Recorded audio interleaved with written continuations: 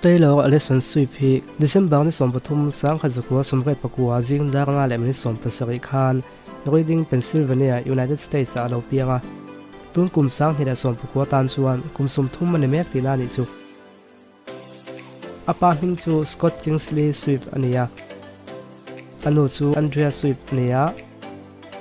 unau pa Autin Swift anei boka unau pa hi thalak thiam ni in a music video tren khada te po apui ve thrin ani tichuan te ro hi fit nga le in chi som sang ania ke ji som nga pali ve la kitani boka kan khret ve mai tan Christian ni in anu le pa te hi Presbyterian an ni ano panzwal lai chuan sakor chuan hi nuam atia loman te po adong nual ani ome an school in national poetry competition an bua saya pakhat na nia chuta tang chuan hlaphu lama akal chhota zelani api hi opera singer train ania api zai ngai thak thin chuan music lama abenga do tirani an tibok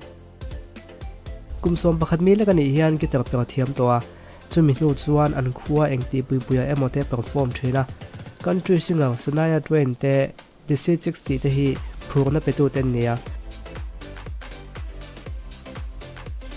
soitongin kumsom pakhat mi lekani hian computer siam tha thrin mi pakhatin ki ter zotirin ki thum chi a khila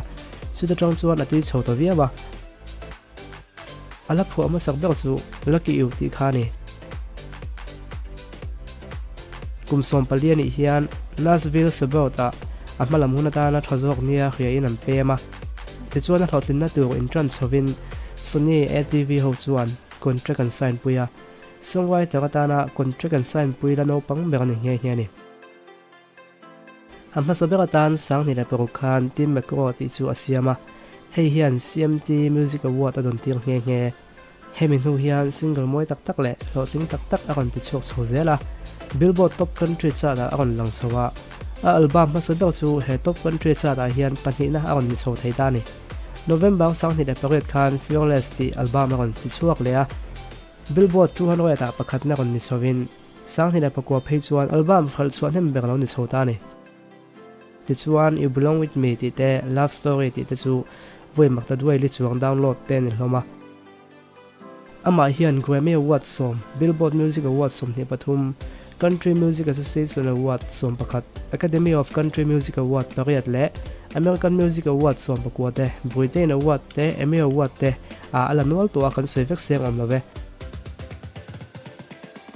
la phuat thiam Hall of Fame ama hi om ve nge ni romantic comedy movie Valentine's Day ti te changin animation movie Dr. Seuss Deluxe sang ni la som pani mi kha kan khriamo achang tunu bera o kha ama o hi ni buka azai zong zong len khan a hlotlin na le a hi zong zong te chu kan soivek theilawanga ama hian world record siam na neya chu album release tira makta doi ni chuang khal khal thei album pathi nei om chhun la ni khia tun thlengin pasala na nei lawa bialpa hi nga ve to khop maya chung te chu kan lo en thuak thuak anga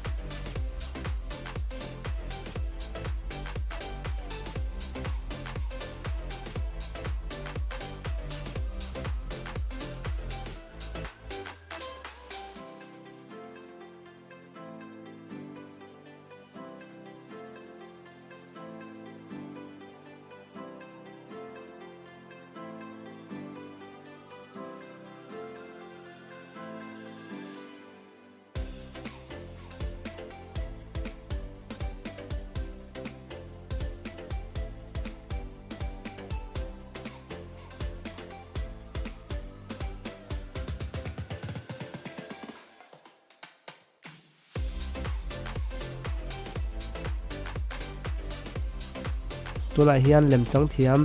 Jo Alwen nen ain zui mek ne khred ania